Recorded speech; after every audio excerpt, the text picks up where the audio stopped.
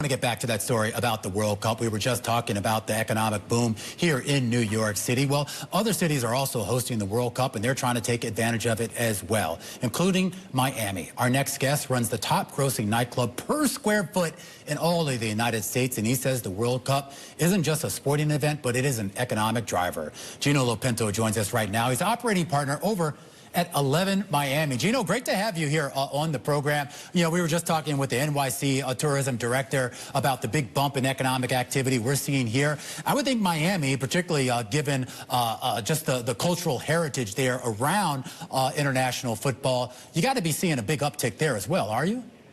Yeah, thank you so much for having me.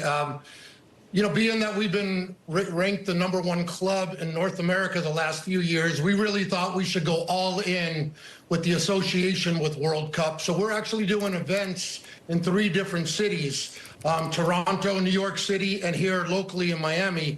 And Miami, we're really feeling it. And I think this week will be the real week that you see a huge increase because of the teams that are in town.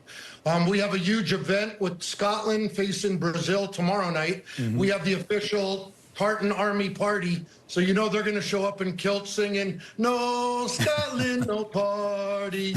And then Saturday, Portugal and Colombia, potentially Cristiano Ronaldo's last World Cup.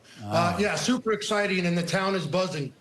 Yeah, and I just read he just became the first person to score a goal in 6 different World Cups. And I should point out, the Scots are here in New York City. I was on the subway today, and a whole gang of them in kilts got on trying to figure out where Central Park was. I do want to ask you just about 11 Miami and just the business overall. I mean, we kind of pitch it as a nightclub, but I mean, the whole operation overall is a lot bigger than that. And give me a sense here of the types of events and how you kind of structure them to sort of make sure that, you know, your patrons are getting kind of a full experience.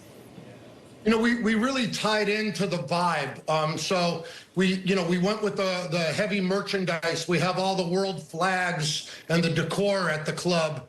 And then we're tying right into the teams. You know, we're finding friends and affiliates that know the different teams. Huge Latin culture here in Miami always. So the Colombians, the Brazilians, you know, even Portugal, huge cultural base here in Miami. But like the way the Scots show up, team like that, and then USA playing the way they're playing, you know, we really look like we have a shot this year. So we've really kind of bought into the World Cup in that manner. Yeah. Well, give me a sense here. I mean, who would you root for? Not from a personal perspective, but from a business perspective. You want to see Brazil or Colombia, one of those Latin American teams, or would the U.S.? I mean, you know, I know that's a long shot that they would make it towards the end, but would that be a bigger deal if the U.S. actually got to the final?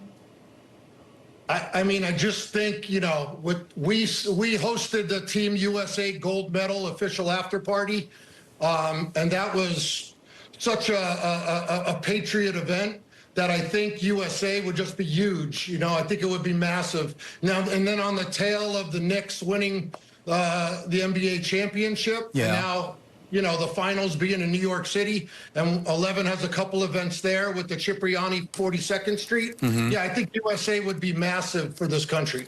Yeah, and we should also point out, too, I think Miami just got a new import out there with regards to the power forward that you guys just stole from Milwaukee. Not on your level yet, but yeah.